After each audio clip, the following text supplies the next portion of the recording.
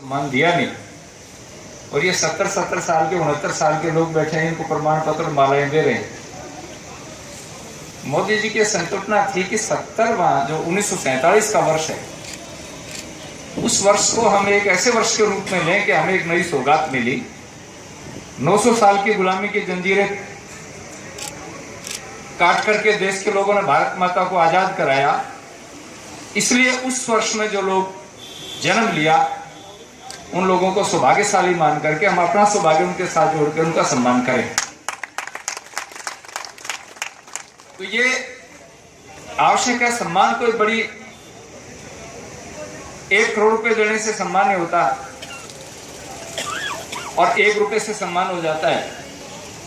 हमारे नीतिकारों ने एक बात कही है, अधमा धनम इच्छन्ति धनम मानम च मध्यमा उत्तमा मानम इच्छन्ति मानो ही महताम धनम।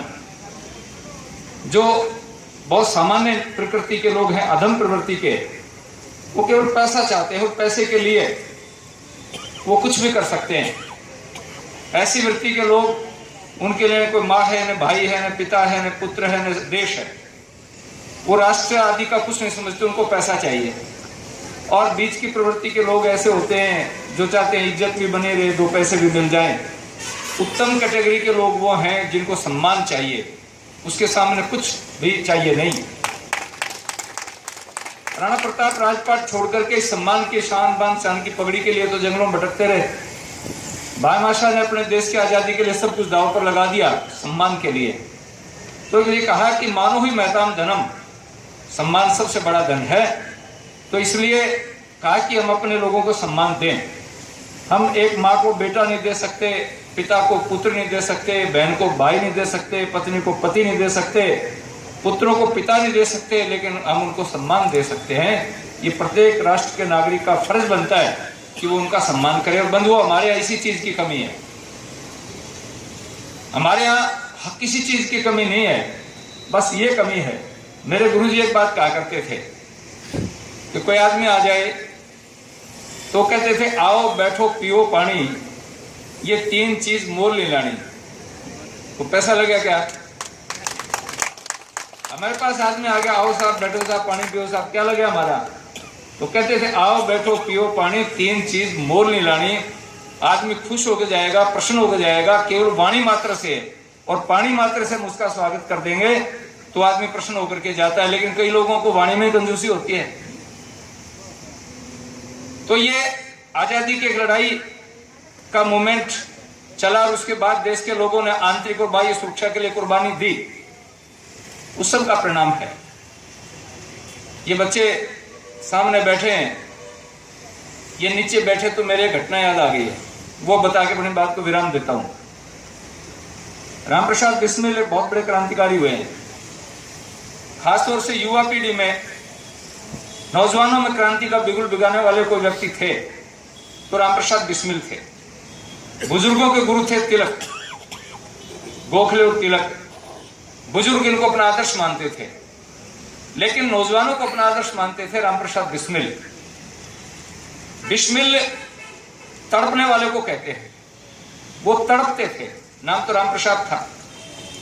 और कई विचित्र बातें हैं उनकी। उनका जन्म राजपूत घर में हुआ, तोमर परिवार में, लेकिन लोग उनको पंडित कहते थे।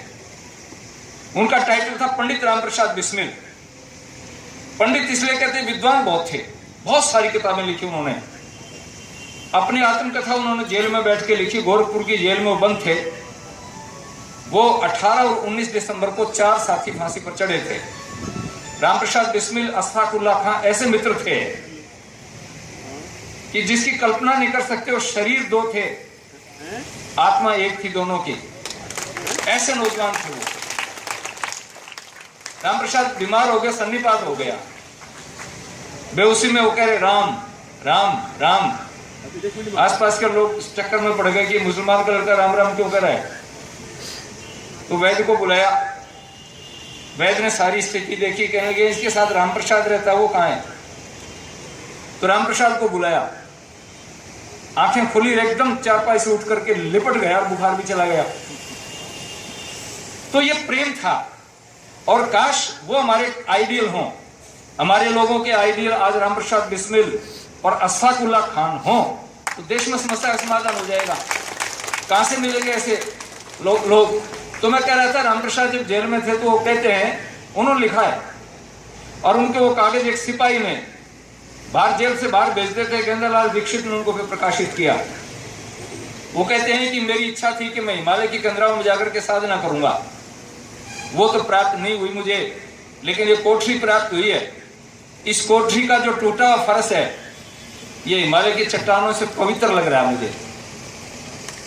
वो कहते हैं कि वहां मैं बैठता, साधना करता, सुंदर सुंदर फूलों की सुगंध आती, वो मुझे प्राप्त नहीं हुई। लेकिन अंग्रेज ने मेरे लिए ये मेरी कोठरी में जो घड़ा रखा हुआ है मेरा लघुशंका करने के लिए, पेशाब करने के लिए, इसकी दुर्गंध मुझे केसर की क्यारियों की सुगंध से अच्छी लगती है, क्योंकि मैं माँ की गुलामी की जंजीर काटने के लिए साधना कर रहा हूँ।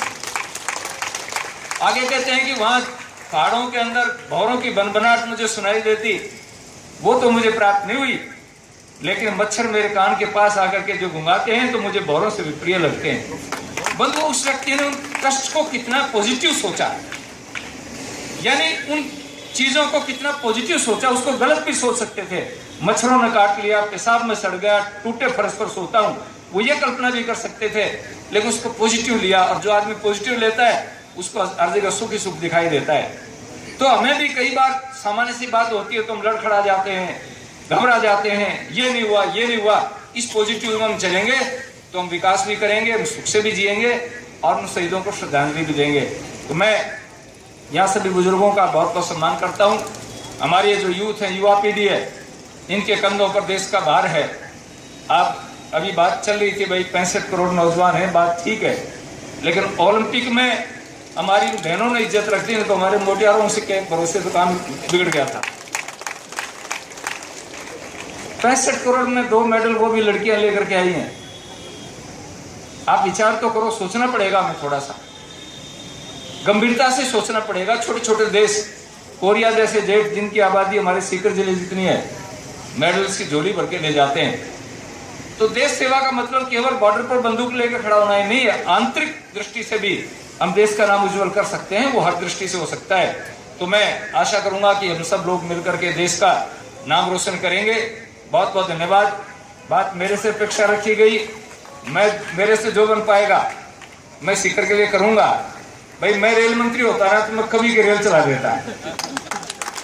पारी जी कह रहे हैं अभी कि महाराज कह रहे कल चलाऊंगा, परसों चलाऊंगा, तरसों चलाऊंगा, पारी जी चलाऊंगा जरूर, ये मैं आपको कह देता हूँ।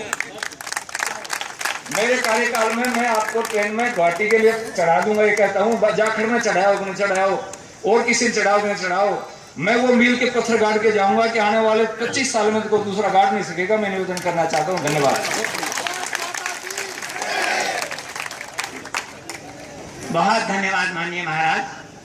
पुष्प और कलियां थी आपके संबोधन की शक्लें, कभी खुल के बात कर दी, कभी कर दिया इशारा। आपने खुल के भी कहा और इशारा भी किया। और अब आखिर में